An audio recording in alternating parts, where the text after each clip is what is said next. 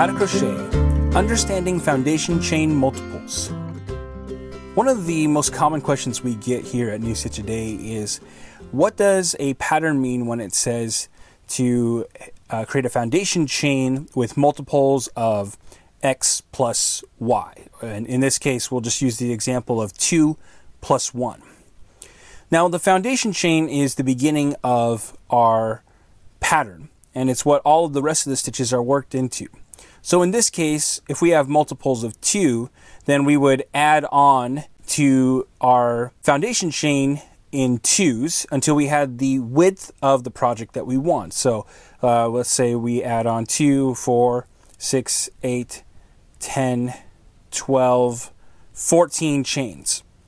Okay, and we're going to need to have something of a turn chain here, so we'll add 2 more chains. Now, if we're using a pattern like a crossed double crochet, which uses 2 stitches all the way across, that would work out fine, but a crossed double crochet is the same height as a regular double crochet. And if you're familiar with double crochet, you need to have a turn chain that is 3 chains high, but we can't actually get the math to work out properly with our current foundation chain because we're missing a chain stitch right here. So in order for the pattern to work out properly, we actually have to add another chain to our base chain in order for the pattern to basically work out mathematically. So our multiples are the pattern repeat, which is 2, and then we add 1 to that at the end so that the pattern works out correctly. So let's try an example here. Let's say that you've done a gauge swatch in pattern and you've got 5 stitches per inch and you want to make a scarf that is 9 inches wide. So we would multiply that scarf by that gauge, right, which is the stitches per inch, by 9, and that would give us 45 stitches.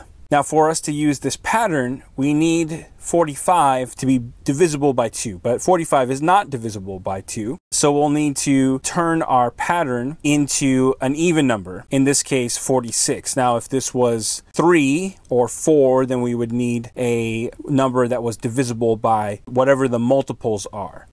So let's take our number 46 here, and this would be the 46 stitches that we need to create our foundation chain. But in order for this to work in pattern, we need to add another stitch. That's that additional stitch that we talked about earlier. So we would end up with a foundation chain that was 47 chain stitches long or wide for us to accommodate the stitch pattern that we wanted to use. And in this case, 46 is our multiples of X, and this would be actually 23 multiples of X, which in this case is 2. So that means that there'll be 23 repeats of our stitch pattern in our fabric. And then our number 1 is our plus Y. And then the 47 is the foundation chain total. So this is the number of stitches that you would need to chain in order to start your pattern using this texture or this stitch pattern. So here's another couple examples. This is 23 multiples. So we end up with 47 stitches like we said before. If we wanted to do 25 multiples, then we would have 50 stitches plus 1 would give us 51 stitches.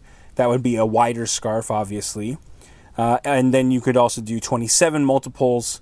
That would be 54 stitches plus 1 would be 55 stitches, would be our total foundation chain stitches. So when you see a pattern that says multiples of X plus Y, now you'll know that the X stands for the pattern repeat and the plus Y is added onto the end to give us our total chain stitches to make the pattern work out properly.